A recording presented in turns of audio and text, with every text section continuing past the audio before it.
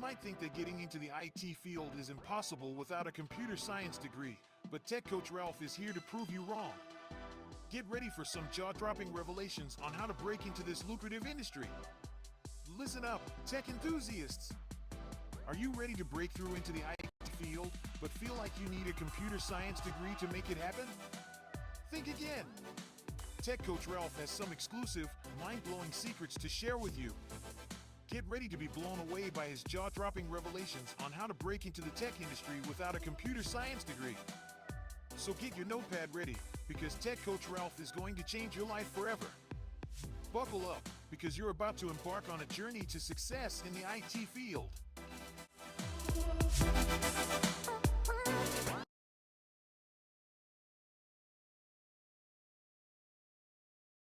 And we are back with another episode of Software Explorations. We are continuing our journey through comparing Python and Java for Selenium Webdriver. We are getting straight to the point tonight on this Thursday night. Not wasting any time. Trying it a little bit earlier tonight. Don't want to go too late. Want to be mindful that tomorrow is a work day for those who work, and wanted to just get straight into it. So if you find this stream useful, please share it with anybody and like the video so you can help us in the YouTube algorithm. But with that being said, let us get straight into it. So when we left off last time, we did automation in Python using our IDE of PyCharm. Let me see here. Give me a second to pull some things up. All right.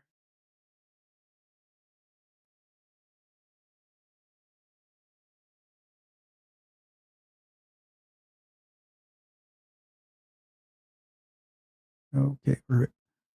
So we've been going through the Uber Eats website, automating that.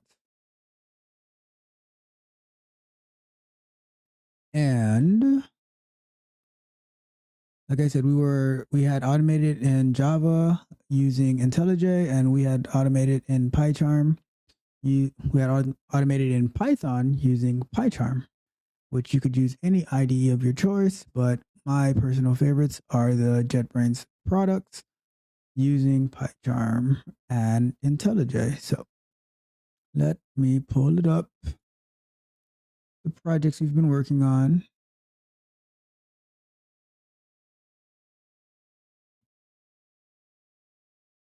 And a very cool thing is, if you've been following along between this and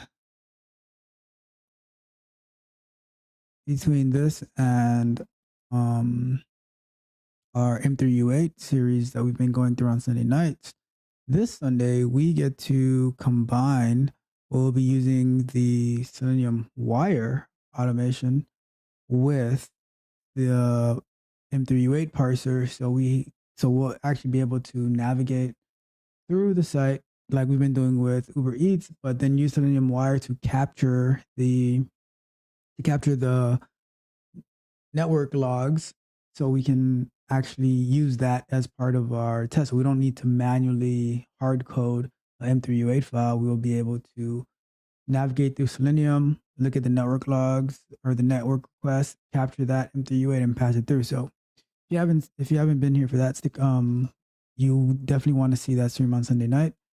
Watch the video that was released, I think it was yesterday, about the Selenium wire being revisited and how I was able to make a lot of progress on what we're working on. So keep that in mind. But for now, straight into it. Let's not waste any time. If you haven't had dinner already, let's get through this so you can go have some dinner. If you have had dinner already, hope you enjoyed it. So let's do this. All right. So move that here. And I am going to share my screen. Look at that, another camera angle. So I moved my mic a little bit to try it out another way. Let me know how it sounds. If you can still hear me clearly, if it's better, if it's worse, if I should move it back to the other position. But without further ado, let's see where we left off. So what do I have here? So I believe what we were doing last time, let me make this a little bit bigger. We were in the process of implementing the Selenium page factory. So let me pull up the Java real quick so you can see. Where's my IntelliJ? So when we're doing it in Java, let me see if I can make this bigger. I know the code is like very small sometimes.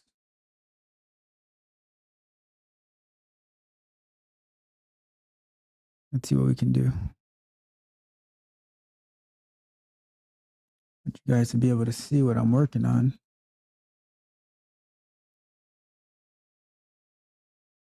That editor, I think it's in the editor maybe. Oh. Let's see if this will make it bigger.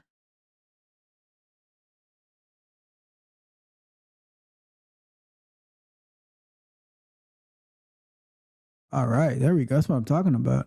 Maybe make it a little bit big, still a little bit bigger. Let's go with 24. Sit on computers all day. I don't want you. You shouldn't be going blind for the work that we have to do to be amazing engineers and software QA engineers, you know? All right, so here we go. So inside of Java, we had used the page object model using the page factory. So you see we have our home class here. And we have our constructor for the home, calling our WebDriver, making sure this WebDriver is equal to the WebDriver that is being passed for the page factory. And now we have our find by, et cetera, et cetera. So it works a little bit differently for Python. So let's put away our Java for now. Let's continue with our Python, right? So I have an error here. What is the, so I probably need a comma.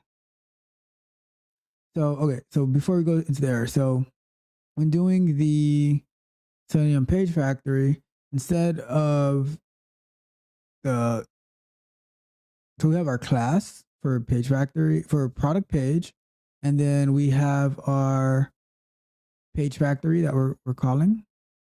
And inside of that, we're initializing the driver. And now the way that it works, so in Java, it would be a find by, but inside of Python using this page, the Selenium page factory package, it's a dictionary, right? So locators, and then you would say as the key, the name of the name that we're going to use in the code for the locator. And then we're going to say the type, like we're going to say the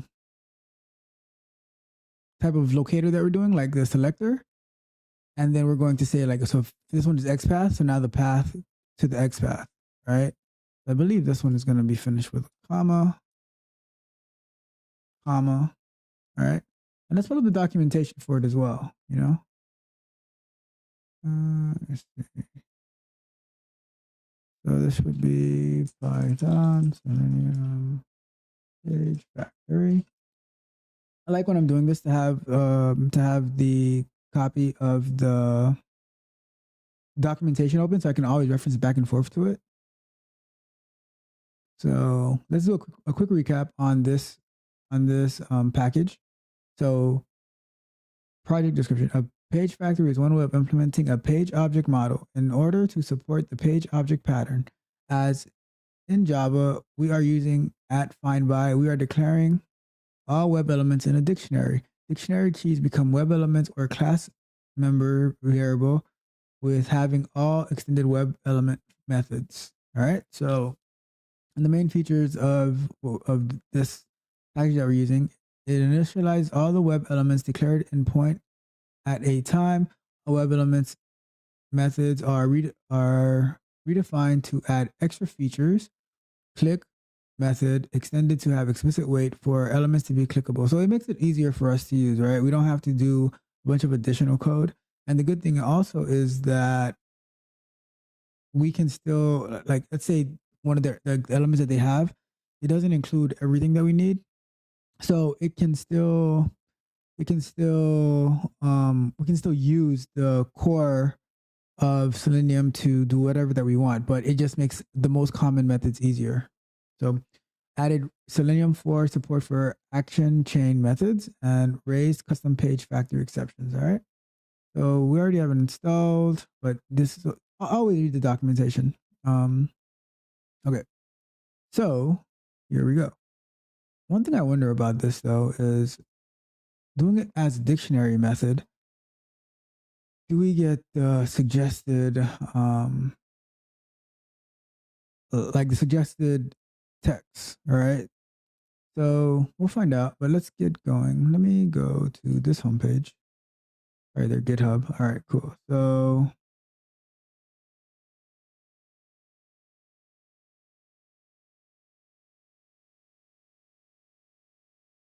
let's go here. A lot of times you end up down this rabbit hole when you are looking at the documentation. You just start clicking on links, but we are good. So, all right, so this is what I'm looking for, right? So we've already done all the way up to here.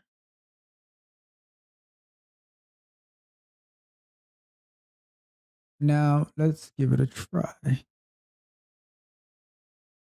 try. So before I do that, I want to, let's look at the home actually first. So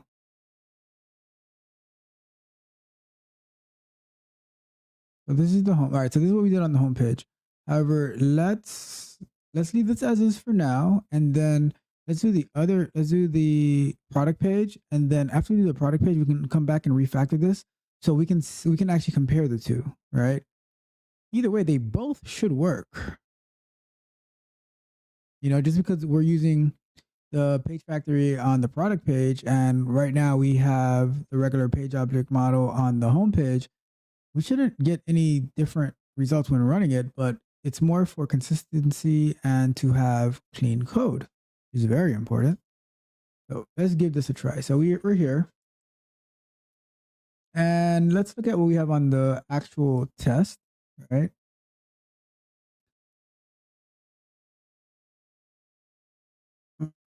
So what was it doing on the, so we have homepage, results, click restaurant.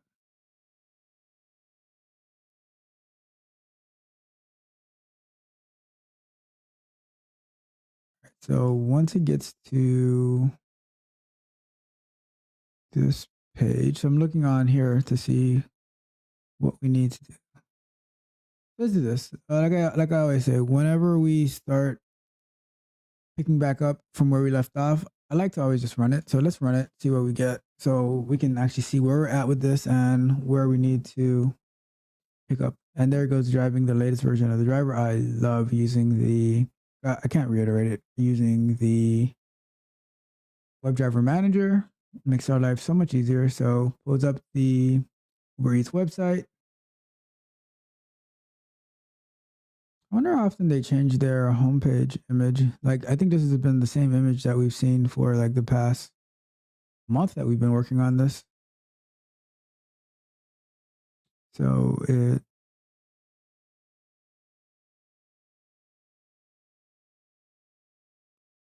all right. So expected Wendy's, got Panda Express.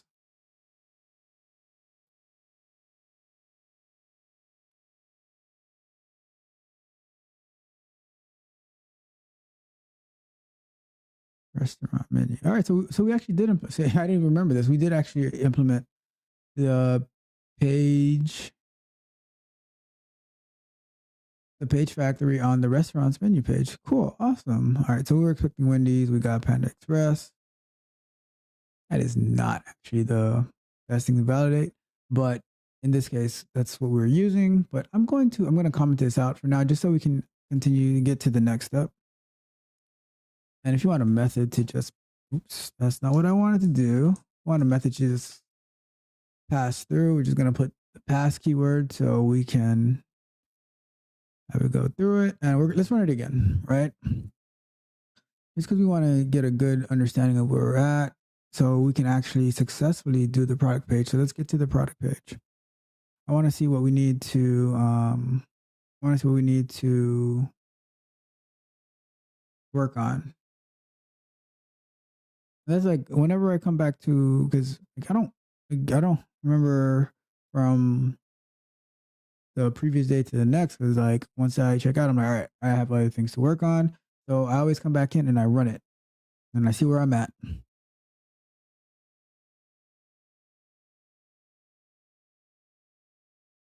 And that assertion on Wendy's, like it's not like I think because we were getting Wendy's that time we had used it, but it's not the one that you would want to use. We would want a much better assertion than that because like we see it can end up being any restaurant that it chooses. If we had to get Wendy's, then we'd have to find a different way to write this test. What is this? It failed at find food. What's going on here? Oh no, it failed a little bit past it. Let's see where it failed at.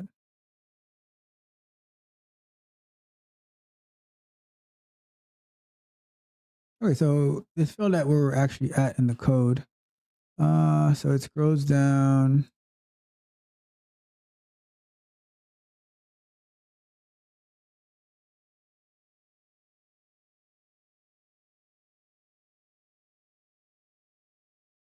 All right, so let's pull up the site. So let's search for this.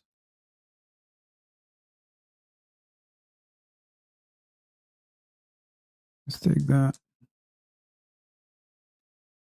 to the yellow site.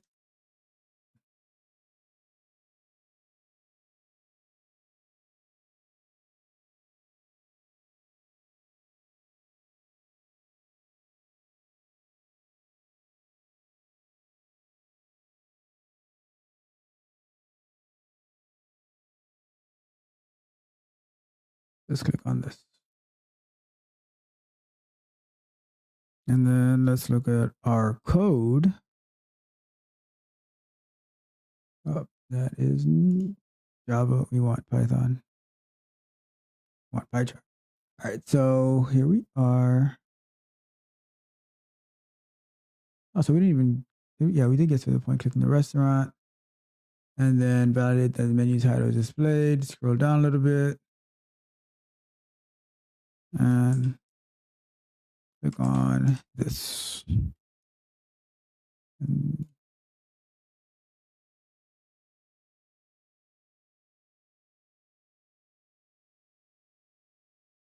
what I'm going to do, I'm going to pop this window out so my face does not cover the code. Boom, how you like that? All right, so search for that, and it is found. All right, cool. So flaky test, but we're good. So let's use that. All right, so now we have a good understanding of where we're at. All right, so let's continue with our automation. So back to the product page. So this product selector, I do like this. That's a bad name. Let's name this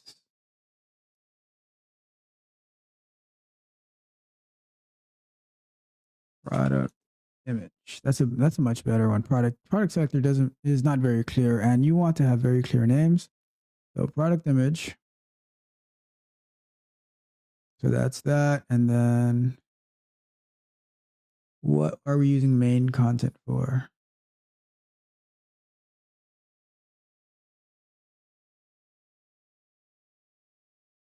If we click on this,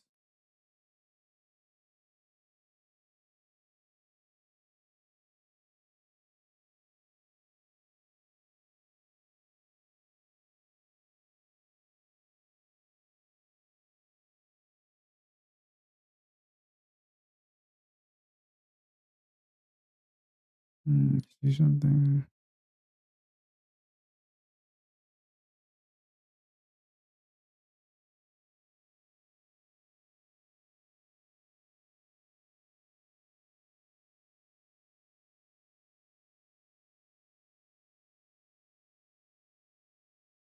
All right, here's what it is. So let's see how this goes. All right, so we have here, and let's see what we find here. Oops. That's not the one we want. Let's get back to our PyCharm. Copy this. Copy that. Wish I could make this. Oh my goodness. Why it's not pasting? One more time. Copy. Oh, I'm copying the wrong thing. That's why. Come on. Here. Copy that. Okay. So this is the button, main content button. What? I must have been really tired when I was doing this the other day because these names are horrible. Geez, main content. All right. So this is actually the add item to cart. Hey, it's just, give me a second here. What is going on here? What was I doing that night? Must have fell asleep. All right. So here.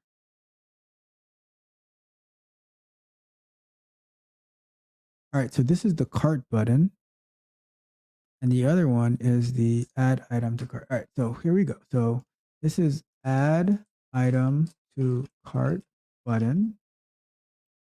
And then this one is the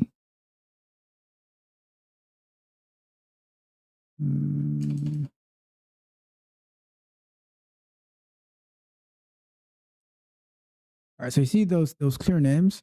So we have add item, so product image, add item to cart button, and shopping cart and shopping cart icon and header, right? Now, very descriptive. We can easily understand what they say, right? So keep going. So inside of our main test, so we want to take this test right here, and we want to move that to our product page. Even this last one, it probably shouldn't even be on this page. I'm going to end up moving it, but for this time being, we're going to do this. So we're going to go here, and we're going to say, so product image, and we're going to say, actually, no, we're going to do self dot product image dot and okay, nope, my bad. So we're gonna do create a function. We're gonna say click product image, and then we're gonna say self dot product image dot. Pretty sure that's how it is. Let me check my restaurant menu page just to make sure that's what we did. Oh, we didn't even do it on this one. Okay, cool. So but self menu dot get text. All right. So and then let's look at our documentation again. And it was click button. What are our methods here? Set text, clear text, double click, click button. Is that the name of it? Click button? All right, let's try that. That'll be click, but maybe not.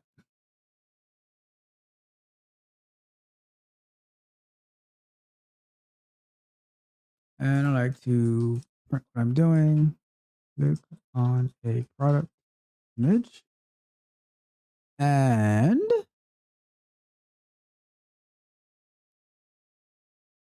let's do function for add item to cart.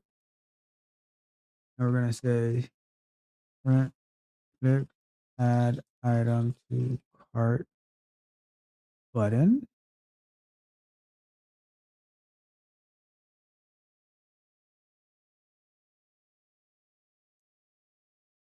Self dot, and then I wonder if I can get this in auto text somehow. That is something we're going to have to investigate.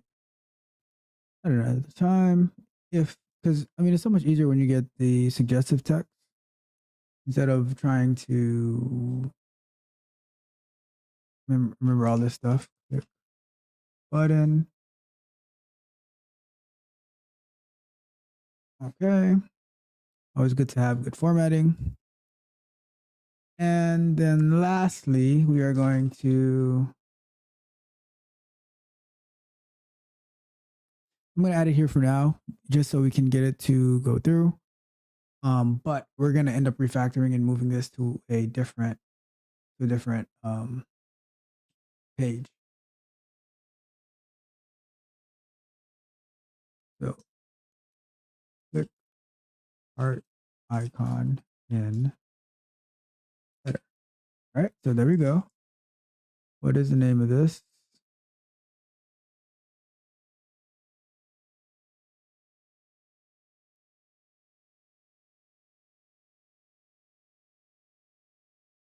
And we're going to say self dot and click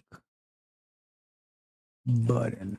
All right, cool. So we got this page done. So now let's do some updating here. All right, so we're going to say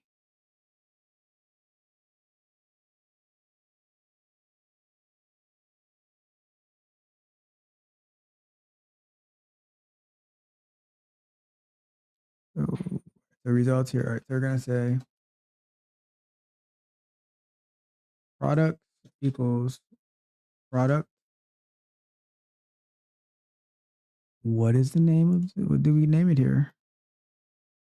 Product page. All right, cool. So we're going to say product page driver. And we're going to have to import this product page. Here we are. And now if we scroll down this way,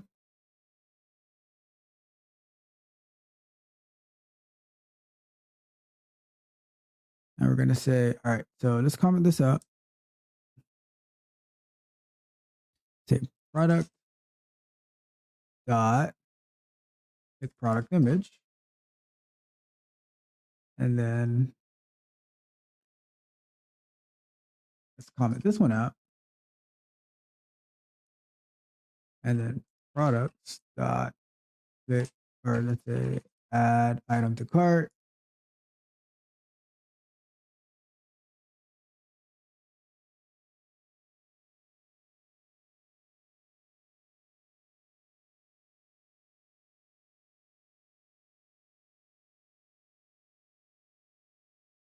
And then here it is validating the button. So what we could do here, so we're not actually clicking this, but we could. So let's do this. So we can say, let's give this a try on the fly. Let's comment this out. Oops. Let's comment this out, and we can say a cart button. What if we do this? Products dot, what was the name of this? Shopping cart icon in header. I don't know if it's gonna work. I think this is get text. Do the documentation real quick. Get text. How do they have it in here? I don't know if they have a get text in here.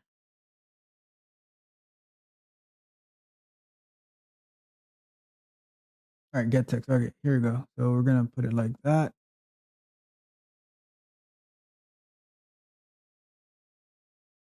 Yeah, let's give it a try. I'm not sure if this is actually gonna work, because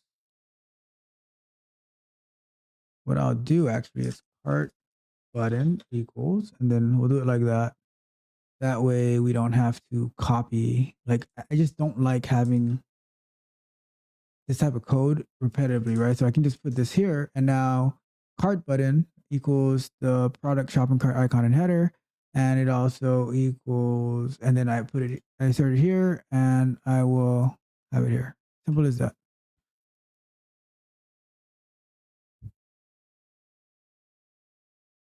All right, so here we go. And let's give it a run. Let's see what happens.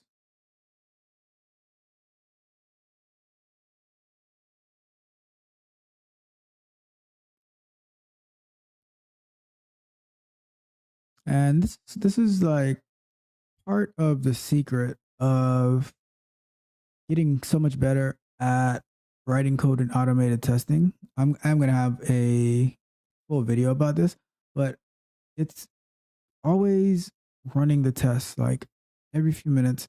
Don't write a bunch of code and then you run it and then it fails and you don't even know where it fails and you have so much to look into. Getting that continuous feedback loop, it's like a dopamine hit when you see like what you wrote passes, what you wrote passes, what you wrote passes.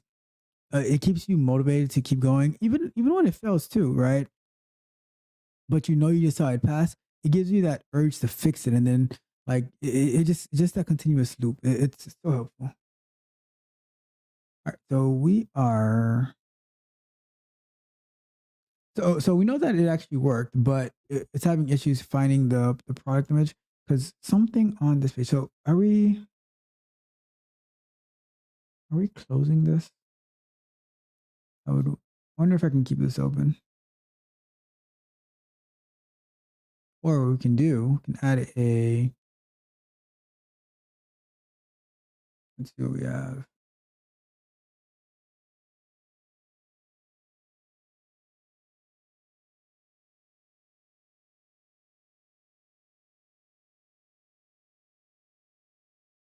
I don't know why sometimes it just closes on its own and sometimes it stays open. All right, so I'm going to just put a breakpoint and run it in debug mode so I can actually see what's going on once it gets to that failure point. Let's see, right here. We know it's going into this. So this is working successfully. So our page factory is actually working. The only problem that we're having is something on like when it's actually clicking on it. But we know that it's working because all right, so let's do this. I'm going to run it in debug mode so we can actually see at the point that it gets stuck and what on the page is causing it not to actually work the way that it should.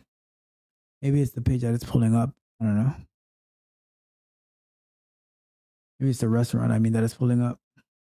And those are all the little issues that you need to iron out before you actually have your test running on a regular basis, because you want to iron out all those flaky tests, and that way you can have more confidence in running your automated tests. Okay. So it's not. This is what's happening, as you can see here. It's not actually loading the. So let's do this. What we can do is we can stop that.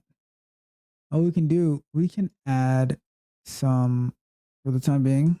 This is like, it's not good to hard code these sleeps in there, but just so we can actually be able to troubleshoot tests, we want to, let's say we do like a 5 seconds wait in here. Do I have a wait above it? No, I don't. All right, so we put a 5 seconds wait in here. And so before it actually scrolls down, as soon as it gets to the page, it's gonna give it about 5 seconds. Then it's gonna scroll down, waiting for the images to load, and then we should be able to see that product image. Let's see.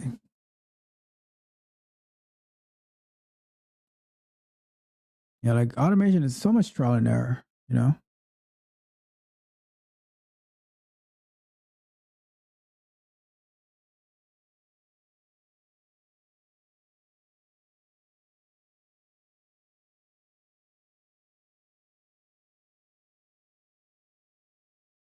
All right. There we go. Look at that. That's what we wanted to see. Just a little tinkering here and there, little modifications, and it makes a huge difference.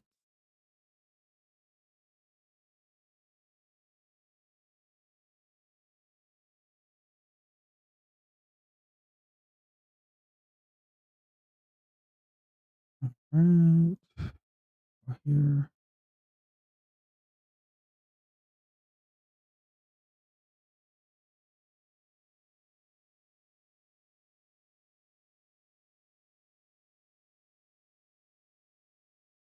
All right. So str has no attribute of text. Oh, yeah, because we are already assigning it get text because we're doing it here.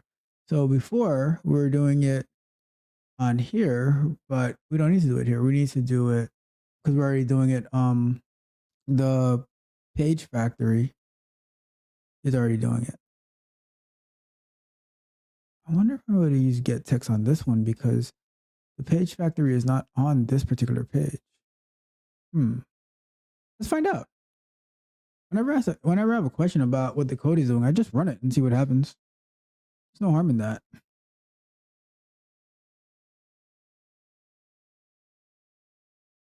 You can run the test over and over and over again until you have all your questions answered. Don't leave any question left unanswered.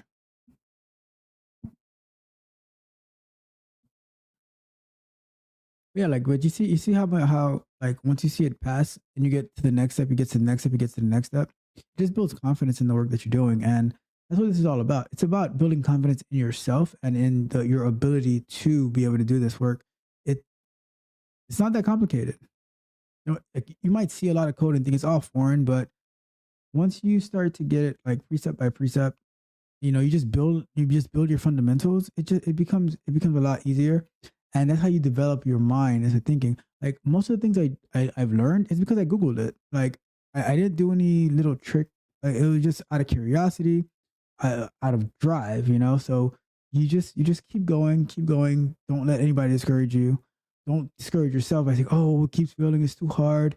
When you say it's too hard, you're only kidding yourself. You're gonna fail because of you. There's no one else. Like, if somebody tells you that you can't do it, then why are you from the people who doubt you, tell you can't do something? Like, come on. So let's see. All right, so we got to where we wanted to. So this actually did work. So putting the get text in here actually did work. Although I don't think we have page factory in here. So awesome. So we have successfully placed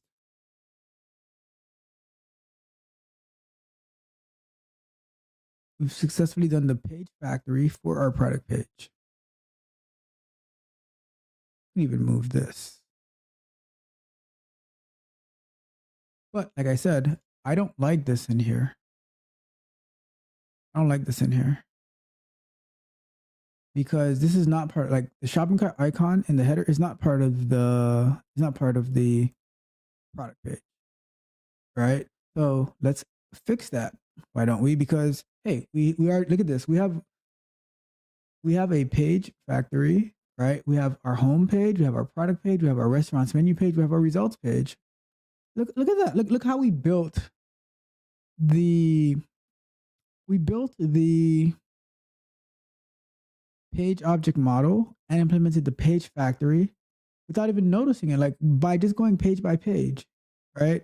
And we are going to go back and we're going to edit the home page to have the page factory as well, because when you compare, let's do a side by side comparison. So let's do a split and move right and compare that to here, and we go here. What do you think looks better?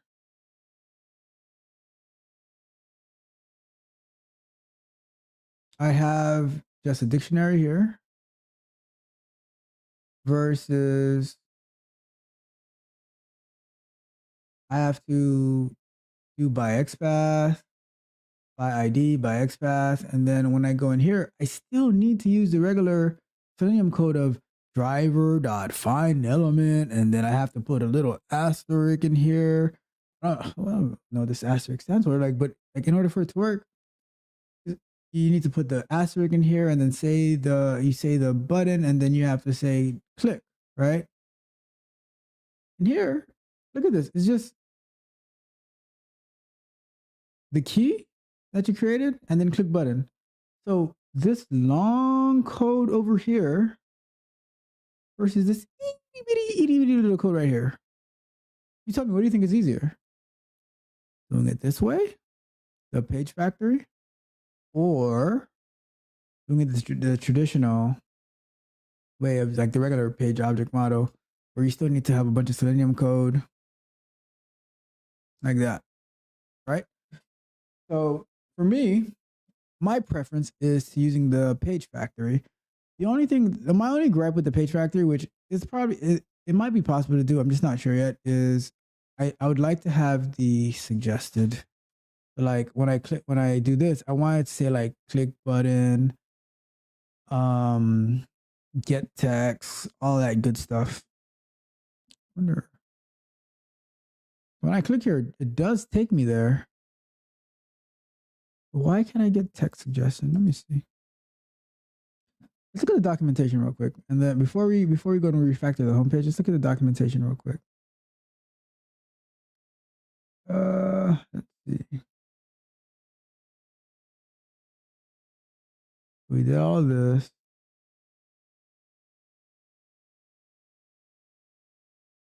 We have that.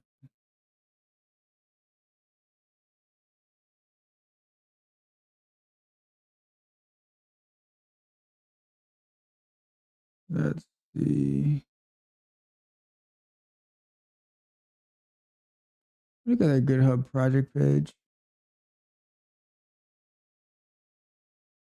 I mean, it's not that big of a deal to be able to. It's only like 8 of them, right? It's just, let's see. Add support for mobile testing. Click button doesn't work when locator is a span. I like to look at the closed issues and the open issues as well to see like what other people are having issues with. Make it so object loading returns a list for patterns that find multiple elements, while locators are not shown as class variables.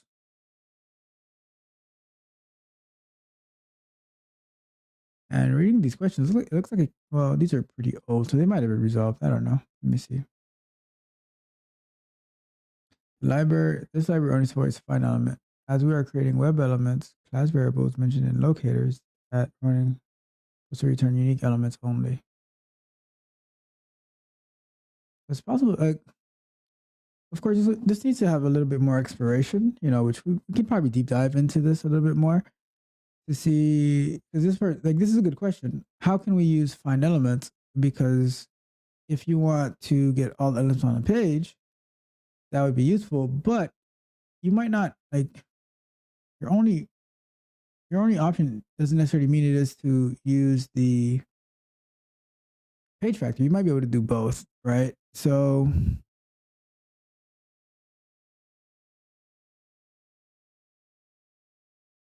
I'm not worried about it. We are exploring. Nothing is set in stone.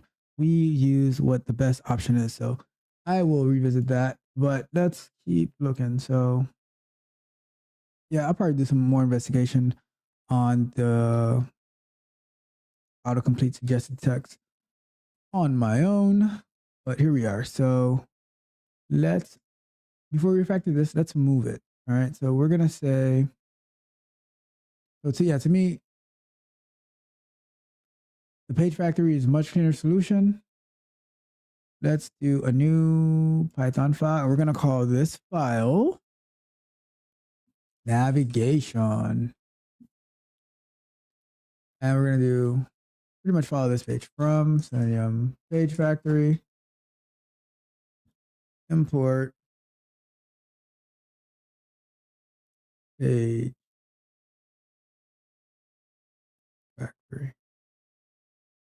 And we're going to do class navigation page factory.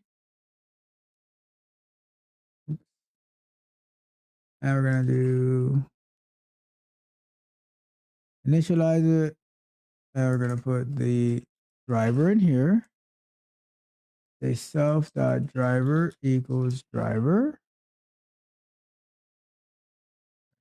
Space. All right, cool.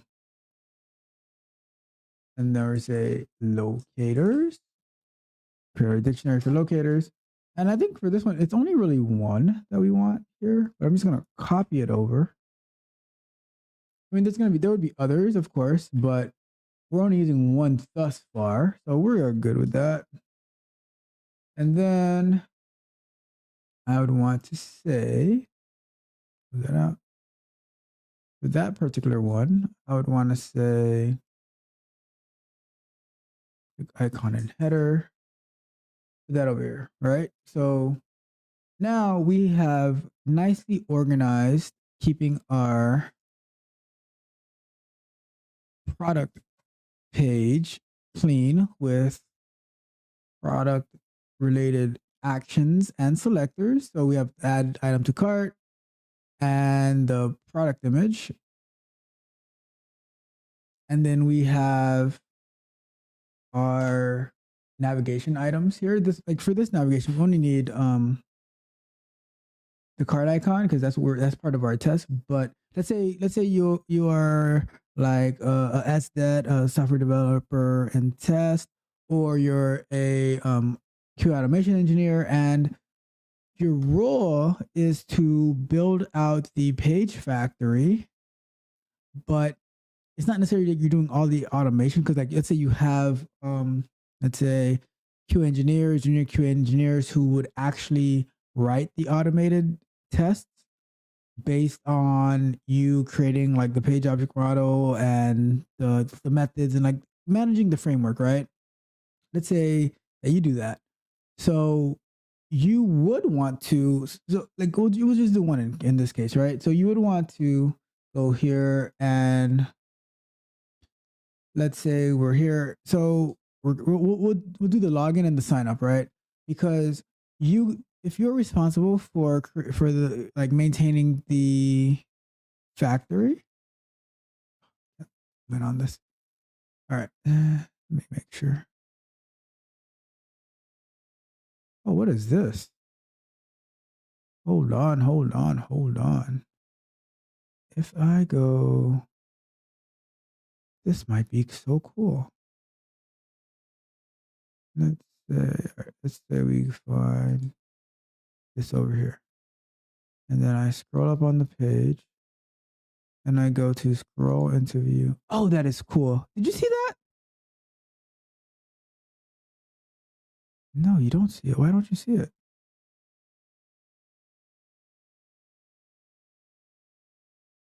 Yeah, you do see it. All right, cool. Ha, I'm looking at the wrong screen. All right. Never mind me. I'm just a little loopy today. All right, so yeah, you do see it. So if I'm up here, this is gold. Look at this. If I'm here, I'm all the way at the bottom, right? And I see this and I want to find it. And I say, scroll to view, it takes me to it on the page. I never knew this. Like this must be a new feature. Or maybe I just never saw it. I didn't pay attention, but that's so cool. Like I can find something in the code and I say scroll into view and it'll take me there. Oh, that's beautiful. Thank you, Chrome, for another win. So here we are.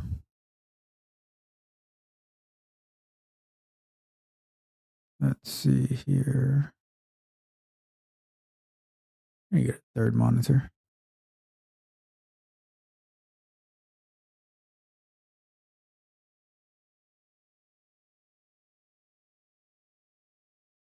All right.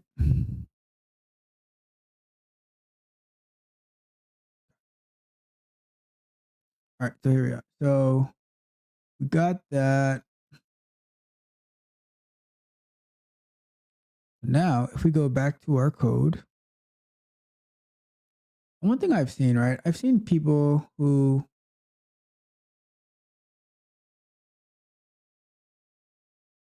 all right, let me not get off track yet.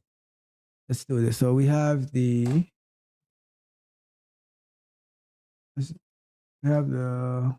login button and header. And let's do this. And we have the sign up button and header. All right, so now let's add those selectors.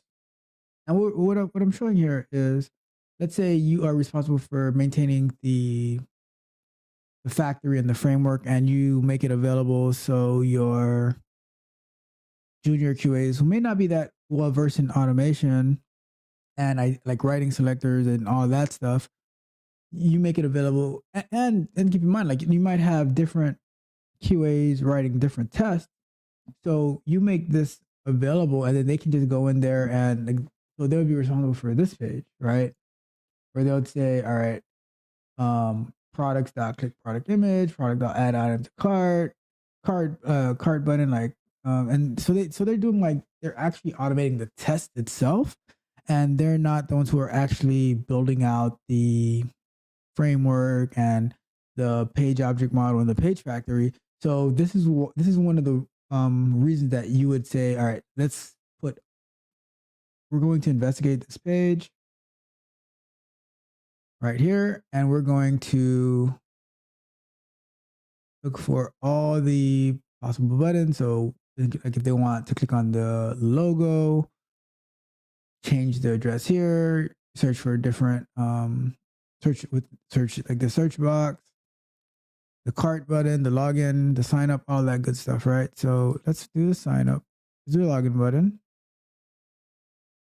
And oh, they gave us a nice one. Not every day we have that. Oh wait. Look at that. I thought I asked for this one. Hold on. I did. Okay, cool. So we have data tests. And that is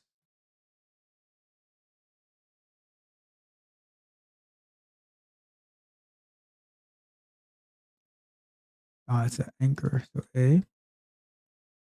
There's two of them. You see how they have sign up and header sign in the same thing? Oh my goodness gracious. All right. So you want them to differentiate.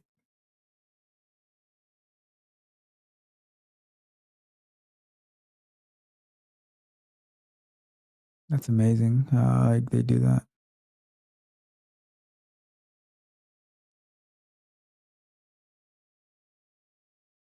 So what is the difference we can do here?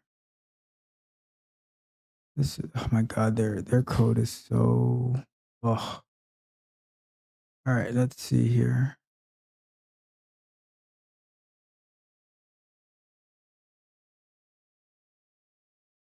We have our cart. We have this one.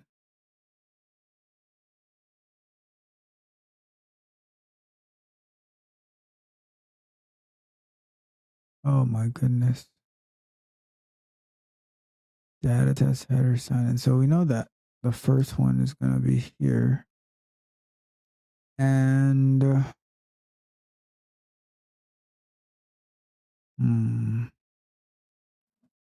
what do we do on this one?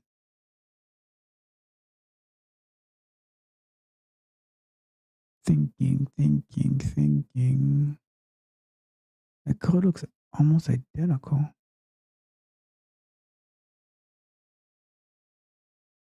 Compared to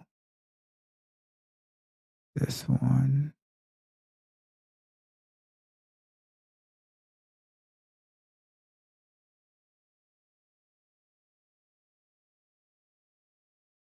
Let's click it and see what happens. If you click on login,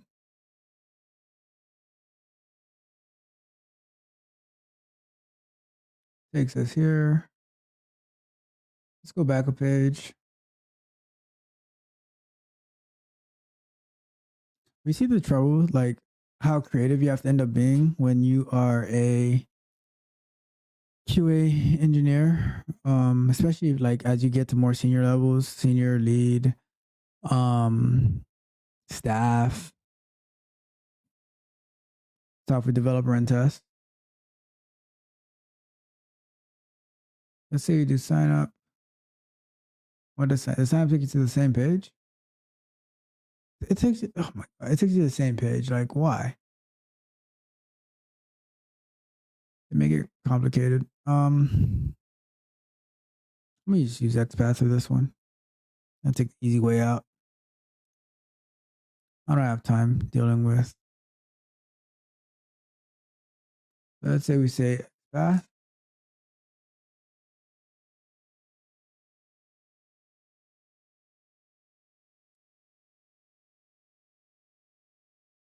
And we say, and I have a video coming out on how to, like, the way that I identify my selectors, the ones that I use the most, the ones that I don't use so much. And hopefully you can find that useful. Let me see.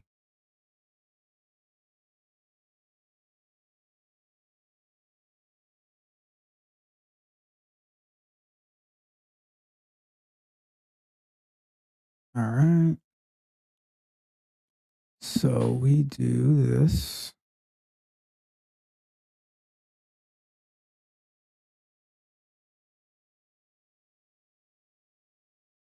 So let's convert this to XPath. What I normally do, like I was saying, how I find my XPath, right?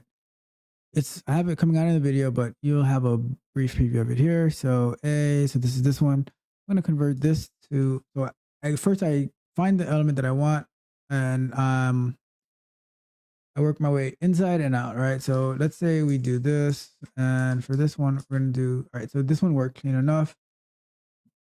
So here's the XPath, right? However, because there's two of them, I'm gonna say dot equals, this is log, and close that. So now we have our login.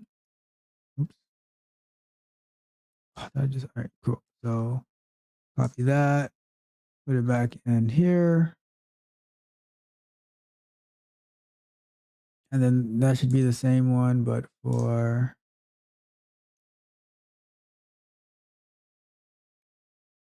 and although they go to the same link, right? There must be a reason that they have it for in both spots.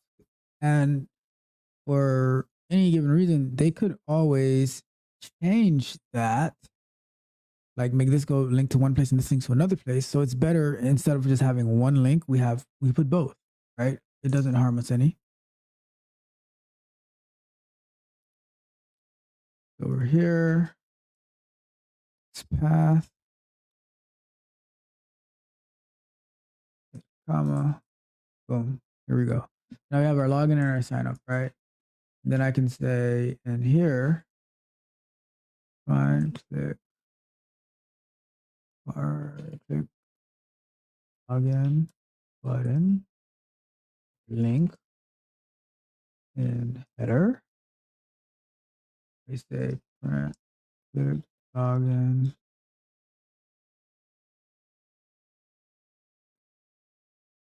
And self dot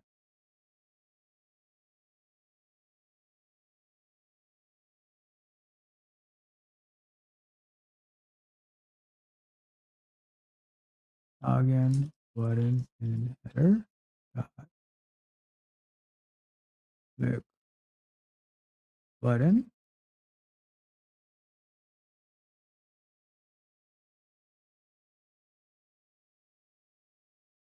And then that one is sign up. Create a function definition of click sign up button in header. Right.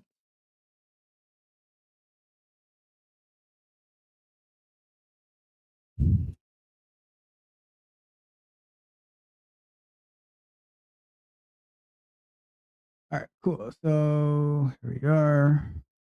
And that's a little bit, so this is a little bit extra, right? It's I just wanted to show you, like, if you are developing the framework and the pretty much infrastructure of the test for like other Q engineers to consume it, and they're just more focused on creating the actual test cases. So let's say you have like 5 junior QAs, right? And there's a bunch of automated test cases that need to be created.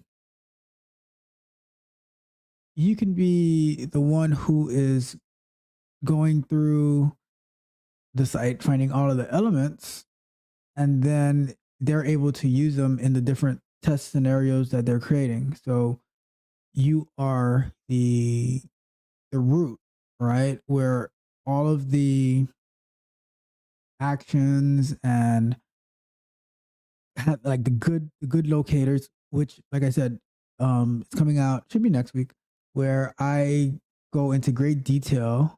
It was supposed to be a 10-minute video, ended up being about a 50-minute video, but I go into great detail about how I choose my selectors, my tips and tricks of using the CSS selector, the XPath. My preferred, like the most preferred way is the ID, and the locators that I never use, right?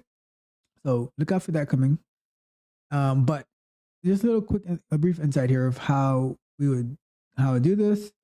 But here we are. So now I can go back to my Uber Eats, and this one is no longer valid. And what I was saying earlier, right? I've seen some people where they'll do it like this, right? So they need it here, and they'll say, let's call this navigation equals navigation, and then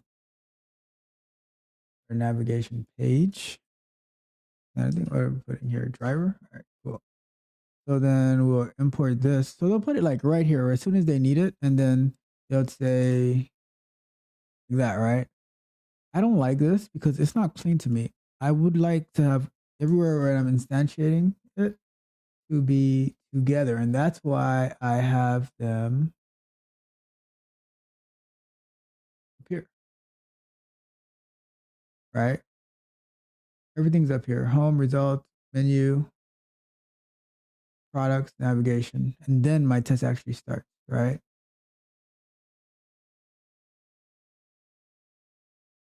So let's give it a run to see if it is still working as it was before. The last time we went all the way through and it didn't actually add the item to the cart. Hopefully you can't hear that plane that's flying overhead. So let's give it a little run. See what happens. And if that is successful, then we're just going to go, first we're going to clean the code on the actual test to make it more legible, take out all of that, the initial hard coding of the selectors that we did when we were showing like how to just get started making a test pass. And then you make it better, you make it better. Every time you see it pass, you make it better, you refactor. So the principles of test-driven development is you write a failing test, you get it to pass, and then you refactor. A lot of people forget about the refactor part. The refactor part is super important to write it, to having clean code, right? So we're still good. We passed. Very, very nice. I like it. I mean, it says it failed, but we know that it actually passed first. So let's move this actually to. I'm gonna move this to our navigation. So what we're gonna say is validate item added to cart. And we'll say self, and we'll say item or cart count. So that'll be the, so let me close this out so you can have a full screen. So that'll be it verifying how many items it is expecting in the cart. So here, let's put that.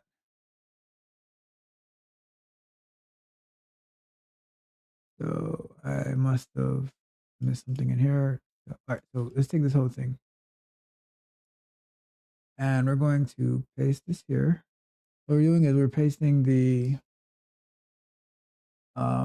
assertion, right? So because we're in the navigation page, we don't need that. But we do need self, right? And instead of having a hard-coded one here, I'm gonna make it a little bit dynamic. So we're gonna do f string. Like in Python, the f string makes it so much easier to call variables. I think that was that part of Python 3.9. I could be wrong. I don't remember. I'm not that familiar with Python to know at what point it was introduced. But if without this is what we'd have to do, right? It just becomes regular text. I would have to do something like this, all right? Flaws, and then card count. Oh, so we are not going to do that. Thank you for f strings. And then we're saying expected cart count, but the actual count was what's in the shopping cart icon header button, right? So now all we have to do is inside of here, we say navigation dot validate item in cart, and we can say 1. But look how much cleaner that looks, right? And after we make that change, and that's the refactoring part. You see, like refactoring should make your code cleaner and more reusable. It shouldn't make it harder to understand. So let's do this. When you have this right here versus navigation,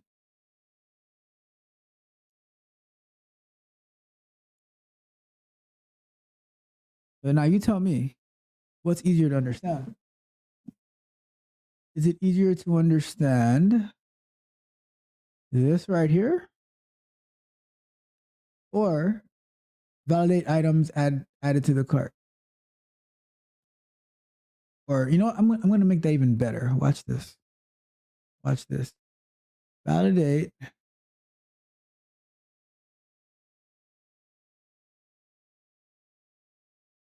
item count in cart. Now that method name is super accurate to what we're doing. We're validating that the item count in cart, and we're putting and even name this item count in cart. Now look how clean that code looks, right? Like just by reading this. So I'm validating the item count in the cart, and then the parameter that I'm passing is the item cart. Oh my goodness gracious! Item cart in count. What are you doing? So that is item count in cart, not item cart in count. Come on, dude. All right, so here we go. Look at that. So look how nice that looks. All right. Validate item count in cart, and then the item count in cart, and we're saying the cart button is equal to the shopping cart icon in header, and get the text for that, which is specified up there. And then we're saying, and this is like the code that's validating on the site, right? Cart, and then that middle dot, whatever they call that thing, and then it's passing the parameter of item cart and count. So it'd be like, if this is 1, we're expecting it to say cart with item 1. And if it fails, it's going to say we expected the cart with text to be 1, but it actually, with the actual was cart dot button, and it'll print that whole thing out, right? What we see here. Perfect. So now back to here, look, which one is cleaner, right? So you can have this one line, or we can have all of this over here. So get rid of that. Get out of here, right? So what we can do, let's clean up on aisle 4. Look at that. So before we clean up, right, look at all of this stuff that we had, right? Now we're going to reduce it. Boom. Boom. Because all that code is somewhere else. Now, the only other thing that I'll do is probably take care of this, but we're going to do that. I'm not going to worry about this in this particular instance. Leave this here for now.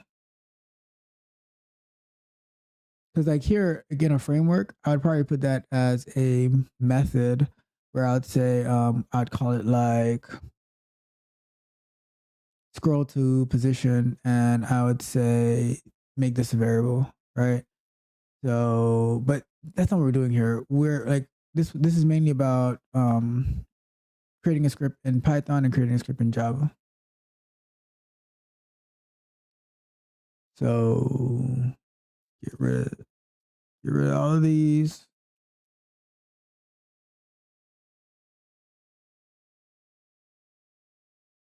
Get rid of all of these, and now look how much cleaner our code looks. Look at this clean code. Is that an automated test or what? And don't you dare or what me. I challenge your automated code next to my automated code. You know what I'm talking about. You know who I'm talking about. You were talking about I couldn't get my code to do a certain thing, and I surely did. And you do not have the honor or the privilege of having that code because it is mine, tucked away. So, boom, look at that. Look at that clean code. Play that beautiful bean footage. Look at this. Look at that. Like now that's an automated test. That is an automated test for you. Like you don't even really need comments in here because it's so clean. It's so fresh and it's so clean. That's what I'm talking about. Let me gloat a little bit. We have, so let's read this real quick, right? So we are doing and I'll talk through this a little bit, right? So we didn't create a framework in this. Maybe one day we'll go through how to create a framework. But we have so first we're importing our pages. We're importing our Chrome driver, our WebDriver manager to set up our Chrome driver. We don't need this anymore because it is all being handled on other pages. Let's take that space out. All right, cool. So here we are. We are setting up our driver to be with the Chrome driver manager or with the WebDriver manager, and it does all that setup for us, downloads the latest version of the drivers, all that good stuff, right? And then it goes, it's setting up our pages and instantiating our page factories and our page object models, right? So let's do here. And anybody reading this, it's so clear to understand what it's doing, because look at this. On this page, we have a page factory, page factory, page factory. On this page, we have a regular page object model. You can't even tell by looking at this page. You'd have to dig deep into the code. And that's how a test is supposed to be, right? Because you have this test over here and you don't know what it's doing in the background. All you know that you can read this test very legibly, right? So, and I'll talk through this, right? This I would probably put, I would put that in the background as well, like as part of the framework. This right here would be in the background as part of the framework. So when I say in the background as part of the framework, you don't need this to be as part of the actual test. When you load a page, it would actually, like when you run a test, this would automatically be done, right? And then, okay, so you say, okay, this is the website that I want to go to. I could probably put this in the background, but whatever. And now it's saying, all right, from the home page object, click on the accept cookies button. And then on the home, search for restaurants based on user entered delivery address. Why do you need a comment? Like, this is super clean. Like, you like this is the comment, and this is why it's good to write longer methods, because now you prevent your methods, what your method is actually doing, to becoming so it doesn't become out of sync and out of date with your comments. Because I could write a comment saying that something else, I don't know, but the method is what's true to the action, right? So now with this I would handle a different way. Probably through a method where it's waiting to do something. I don't know, but this is not important right now. Like what's part of the framework is not important right now. So now it says results, validate results page header. No comment needed. Know exactly what it's doing. Results, click restaurant.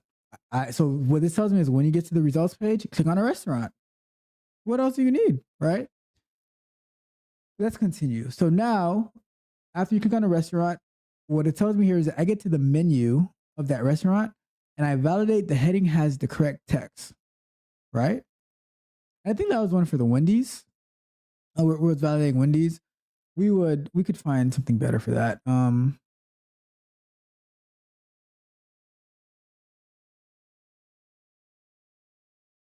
What we could probably do is take the restaurant name that's clicking and assign that to a variable of the and then pass that variable in here to validate the name. See how we came up with that on the fly?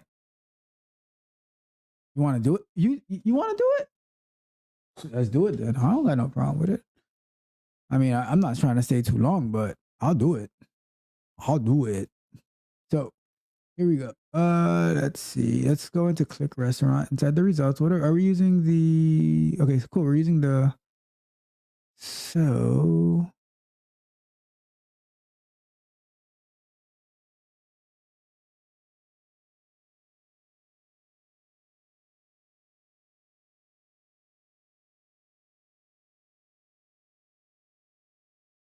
results listing. So in this one, all right. So we said click the second position, right? So what I'm just gonna do is I'm going to say I don't like this name, results listing. Let's say second restaurant and results. How about how you like them apples? Right. Clear names makes it so much easier. So, like, look at this. Compare this to that. So much easier. You're out of here. 3 strikes. You're out. Boom. All right. So what I'm gonna do. Oh, let's refactor a little bit while we're here. So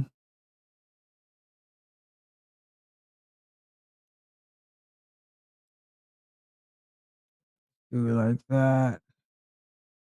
Keep it clean code. Put that in here. We don't need that here. We can just go like that. Boom. Make it easier to understand. All right. So now what I also want to do, I want to get the restaurant name.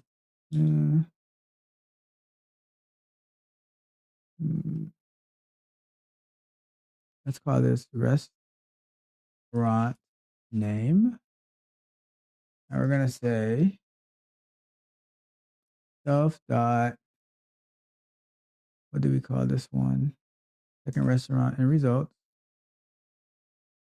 dot get set. I would just say a return on that one. So when you run restaurant name, it's going to return the text of the second restaurant and results, which is this. Let's get this out of here. We don't want to see that nonsense. Oops. Got too excited. And it's telling us we need to, all right, so we can just do boom, and we're good. Or actually, I'd rather do it like this. Let's go here. All right, let's do that. That's cool. And let's get rid of the old guard of doing it. Cool. Very nice. I like it. I like it a lot. And we don't need that anymore because we are not using the by because the page factory does that for us. All right, cool. So now look how clean our results page is. And like I was saying, we can say,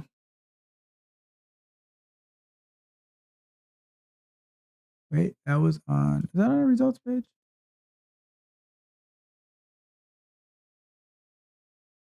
Yes, results page. All right, cool. So what we want to do is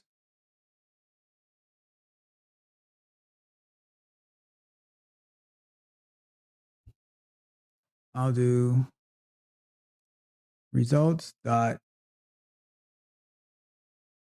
restaurant name, and we'll call this, let's call this restaurant,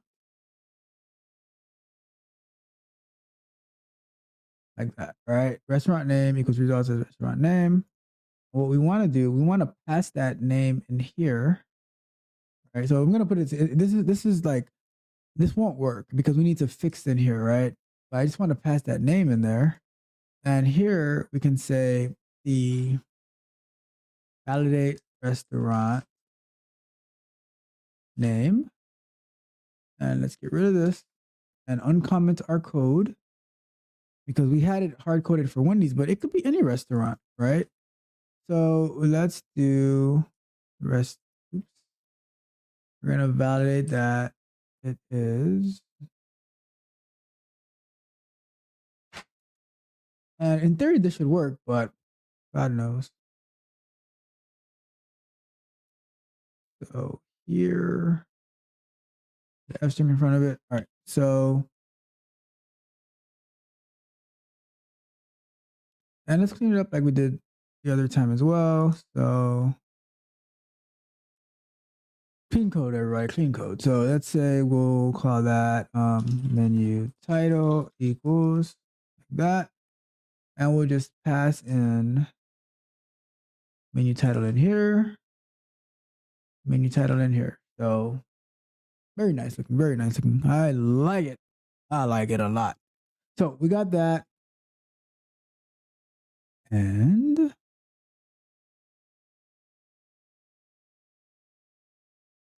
so, and we're passing the restaurant name. So now we should be good here.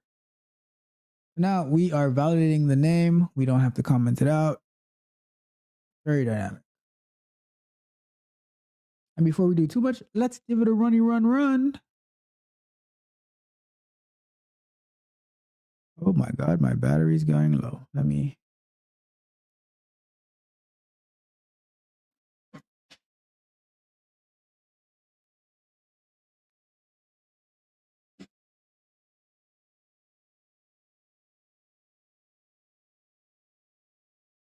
Here.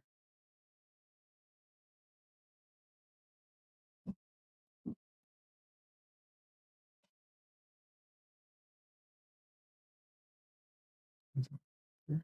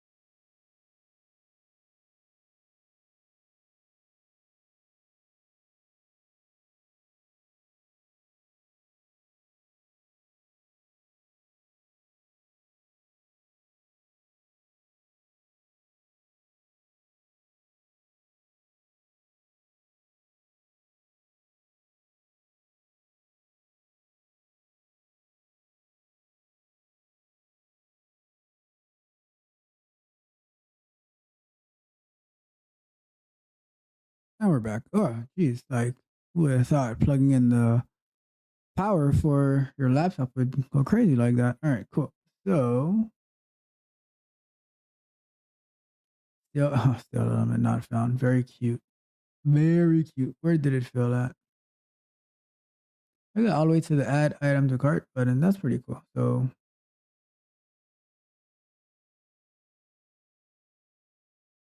I probably need a little bit more sleep time.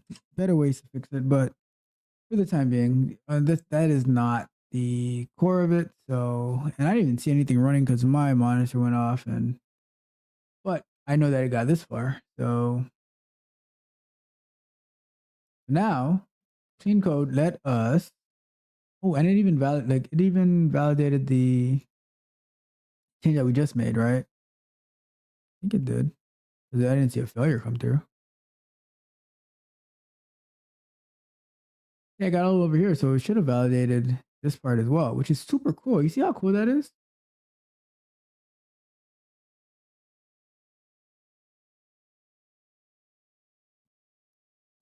So now let's go back and update the homepage to also have that use the page factory. So we don't have we can have like, have really nice code. And that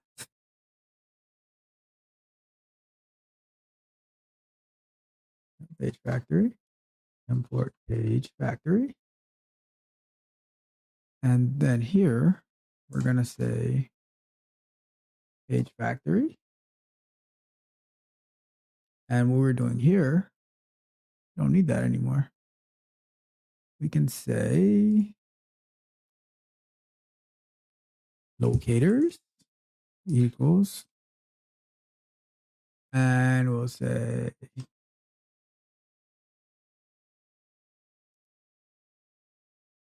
I'm gonna try with these names because I think they're like more Python appropriate. Although, like when dictionaries, you should be using like the camel case. But we can be very dynamic if we want. We don't have to do every single thing that they tell us to. So either here, this one is going to be by ID. And the ID of that one is this. And then the last one is find food button. And we're here. That one is another XPath. And that is find food button. All right, so here we are. Now, so let's comment this out for now. All these down here should end up not working. Right? But what we're going to do is we're going to say self dot accept cookie button dot click button, right? Comment that out. And then here, self dot delivery address input field, set text to address. Comment that out. The reason I'm not doing it right away, because what if something goes wrong, right? And then here, we're going to say, comment that one out. And we're going to say self dot find food button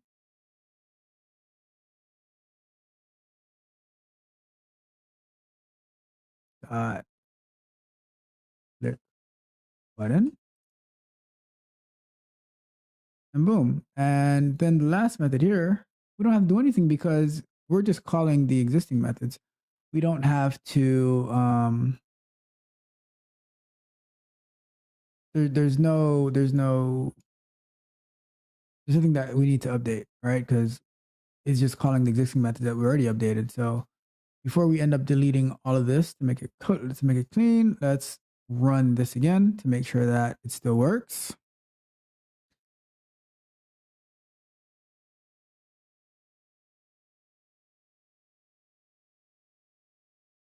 And here we go. Let's see. If we get through this page, then we know that our updates worked.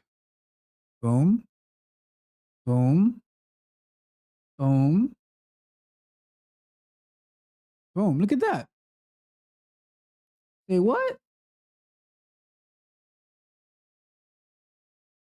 What'd you say about that?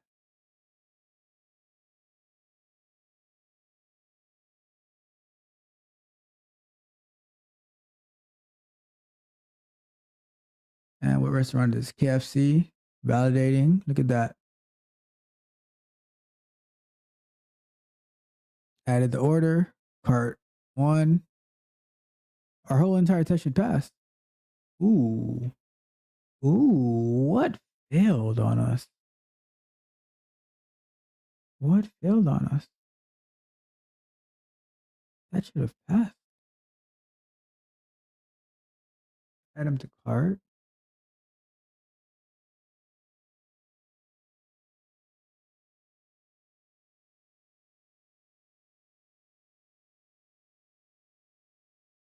Why did you fail on us?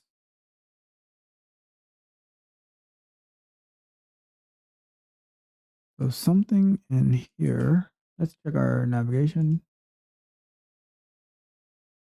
Oh, look at that. We never updated it. See, and these are the see, this is why we run our tests, because a simple little mistake, because we made it more understandable in here, but we never updated it in our, and this is the thing we have to be careful about, right? Because if you're the SDET, or you're the senior QA engineer or lead QA engineer, whatever it is that you are, but you are mainly focused on optimizing the page object model and your page factory, and you make a change in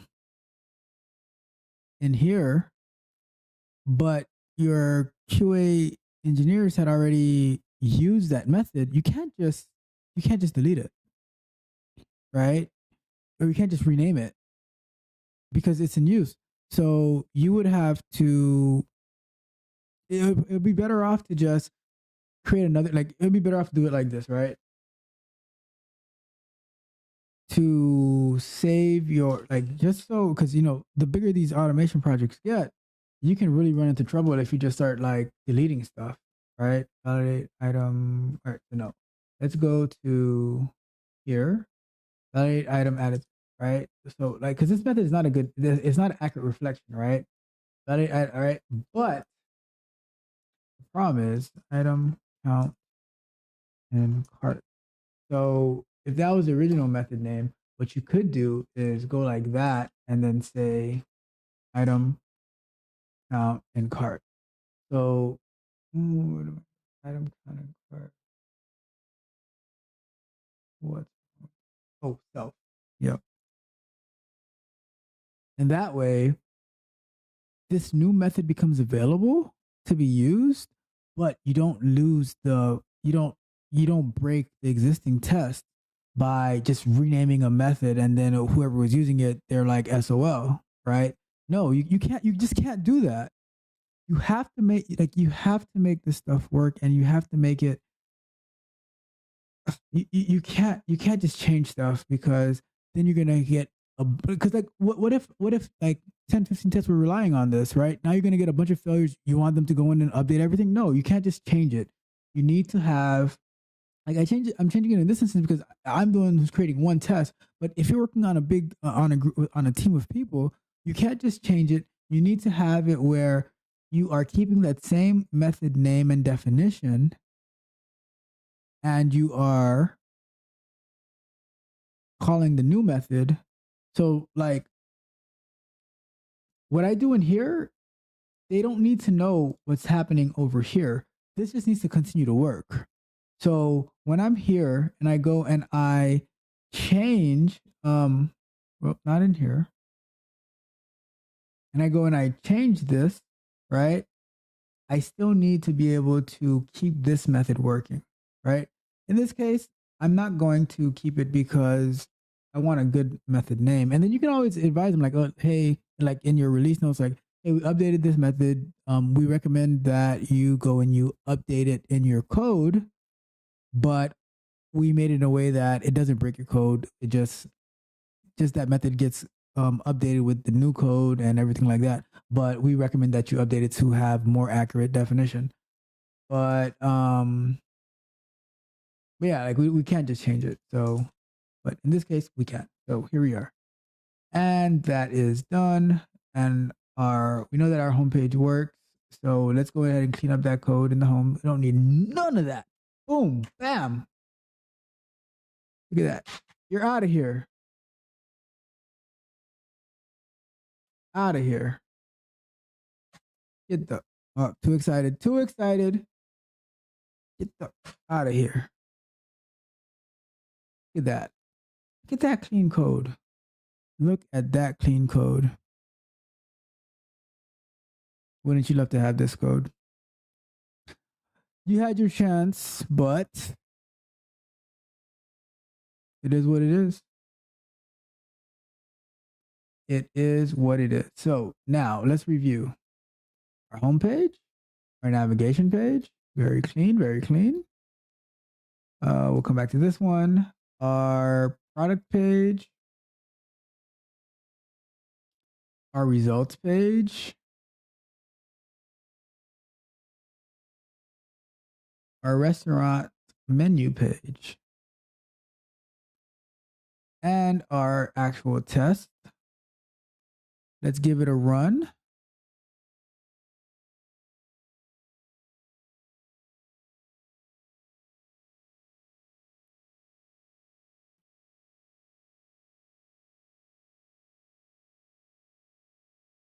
But you see how we were able to take a very basic test when we first started, like just to get it to work, where we went fill out the form to get the listing, and then we clicked on a restaurant, and then from clicking on a restaurant, we were able to click on an item in the menu. And then after clicking on the item in the menu, we're able to add it to the cart. The only thing we could do here is like, if it says that something is required, we can choose an option and then proceed, right? But I think you get the picture, right? This went all the way through to the end. It tried to validate the count, and it said expected cart to have 1. The actual is cart 0. This is what we want, right? Like I was saying, we could actually do once you get to that page, if the word required is on there, then click on one of those radio buttons so it can actually add the item to the cart. But you get the point, and I think you could figure that out on your own. I just wanted for us to do that side-by-side comparison. So we started off strong with Java, and we finished up with Python. Let me put up the Java code again real quick, put it a side-by-side comparison. There goes our Java code.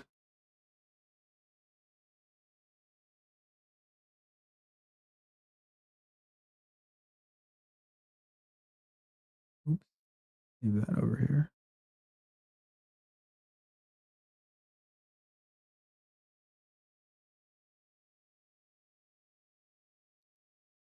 Let's close that.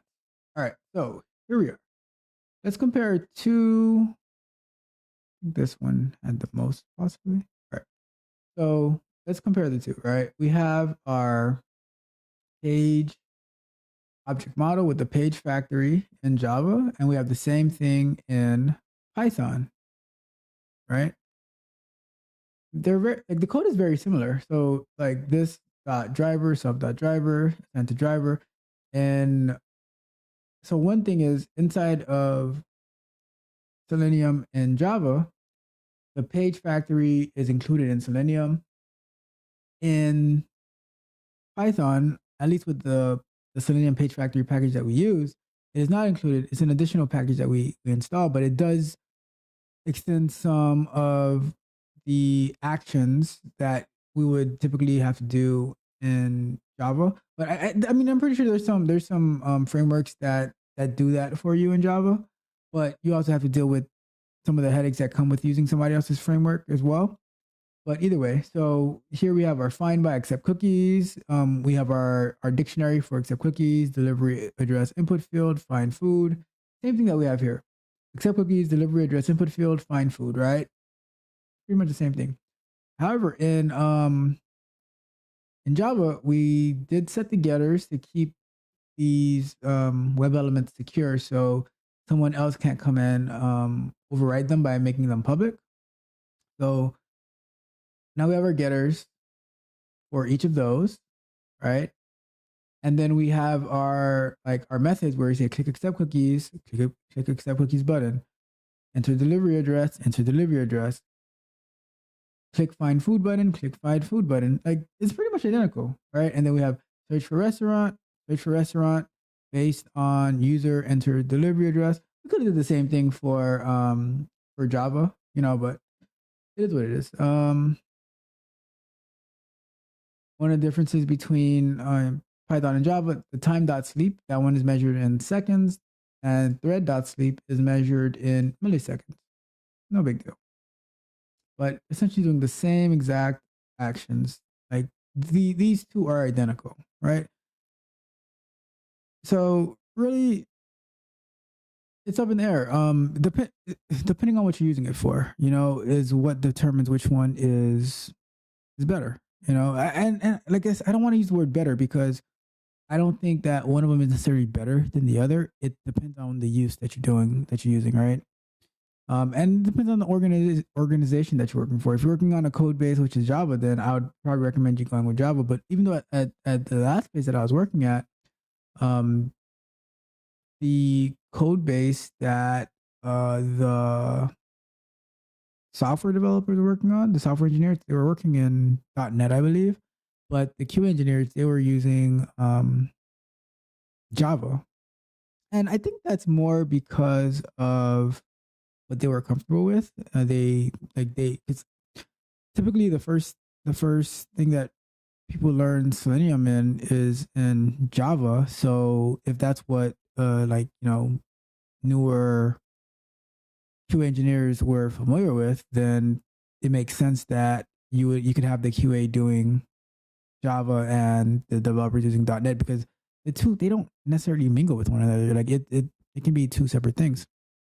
So with that being said, that concludes. Finally, it took 5 weeks, but we did it, and I'm happy about it. I'm excited. I think it was great. That concludes our Python versus Java series, where we did a side-by-side live implementation of the page, object, model, and page factory. So we started from the very base script test that you could write, where everything is inside of the test, where our locators are in there, we're clicking on, all that stuff, right, is in there. And we finished with a very clean test where there's not, where it's very readable straight from the actual test. And I wonder let me see if I can pull this up let me pull this last thing up because I just want you to see this, right? So let's clean this up a bit.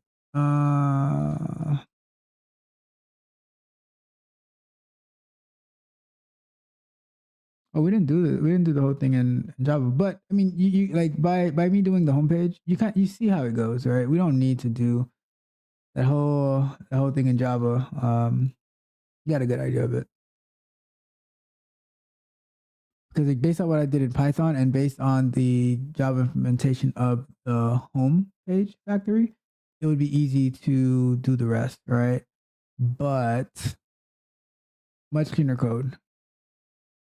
Compared these two, this is the end result. This is what we did the homepage for this one.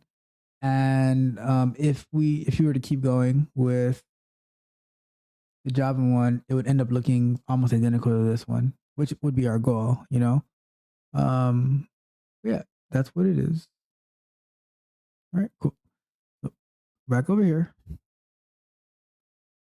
And yeah, so it's which one is better? I don't think there's one that's better. I've been I learned Python last year, and it's funny when I was learning Python and they had a section on Selenium, and I didn't want to do it because like I've been doing Selenium for the past over 10 years. No, not 10 years. I've been doing Selenium for the past 8 years, right? I've been doing automation for like the past 10 or 11 years, maybe even 12, but Selenium for like the past 8 years. And when I got to the section in Python, I'm like, oh, I don't want to do it because I know how Selenium works, and if I need to use it in Python, I'll figure it out. And now I use it every day because I am primarily coding in Python, and I'm doing automated tests. So I really do enjoy Python. I'm figuring out a lot of things. There's a lot of packages, and to me, it's a lot quicker to set up, and it is when it comes to like data, it's a lot more powerful. So imagine if you wanted to incorporate something like machine learning with your automated test, and you're doing like some type of data, it's like numerical data processing with like pandas and numpy and everything. Like, let's say you put it all together, it would be a much better solution than trying to do it in Java. But at the same time, I got started in Selenium and Java, so I still have a lot of context and understanding and affinity for it, and I've built like whole frameworks on it. So I think it depends on the context of the project that you're working on. I don't think there is any I like you can't be hardcore. Oh, I'm Python or nothing, or I'm Java or nothing, or I'm C# or nothing. It's learn the code base and adapt to the situation. Use the best tool for what you're working on. You know, you don't use a hammer for everything. You don't use a screwdriver for everything. You don't use a drill for everything. Like I have this impact drill, and sometimes when I use it for something that I probably shouldn't use it for, it's too strong and it messes it up, and I'm like, oh crap, I shouldn't have used it. So it's about using the right tool for the job, right? So keep that in mind, and I think that's a good signing off point. All right, we did it. We successfully implemented two programming languages using Selenium Webdriver, and we took it from the very base script, which is still kind of like that inside of the Java. Like half of it, or probably less than half of it, is using the page object model with the page factory, and the other one is like in the code. What I'll do is I will push this code up to my GitHub repo, so you can take a look at it, and if you want to put in the Java code to finish it off for practice, applying that to the page object model, by all means, go ahead. It just makes you better. And if you want to put in the Python code and look at that, add to it, whatever you want to do, share it with me. I think that this was a great exercise, and we're going to definitely do more of these type of exercises. I don't know if it'll take 5 weeks, but like as you can see with the M3U8 parser, that one took like 3 weeks, maybe 3 or 4 weeks. But anyway, that's enough of that. I don't want to keep this going on and on. Tune in on Sunday for the live stream where we are going to implement Selenium Wire into our M3U8 parser project. This is not a continuation of the M3U8 parser. This is not a part 5 or whatever part it would be. This is a new thing that we're doing. We finished the M3U8 parsing, right? But this time we are going to add the Selenium Wire to it, where we can navigate through the site using Selenium, and we can capture the network request and the response, so we can get that M3U8 file dynamically and then pass that to the M3U8 parser, and everything else should continue to work the same. So a little bit of fun that we're doing, a little bit of software exploration. This is the things that you do as a QA engineer. Like they try to say that, like somebody's talking about, oh, I don't know if this would be too boring for me or if software engineering is a thing for me. It's your job to make it fun. Your job doesn't have to promise you excitement. You challenge yourself. You make it a competition. You make it fun. And that's what I do every single day that I sign into my computer for work. I make it fun. I make it challenging. I find ways to win. It's not about, is the job boring? No, it's a job. Like some whatever. Like I have never been like unhappy to go to work. I thank God every day that I have the opportunity to work and to learn and to work with amazing people. There's amazing people, and I continue to learn from them, and I really appreciate it. So, with that being said, cherish the work that you do. Always go to get better. If you think it's boring, then that's a you problem, right? So that's that. If you enjoyed this video and if you feel that you learned a lot, let me know. Let me know. I really like to know. Like if there's something you think I could do better, let me know. Other than that, like the video, share it. Share the video with somebody that you think would find it useful. And most importantly, subscribe to the channel so YouTube can know that you guys appreciate the content and they can share it as well with more people and we can continue to grow. But on that note, my friends, until next time, this is Tech Coach Ralph signing off.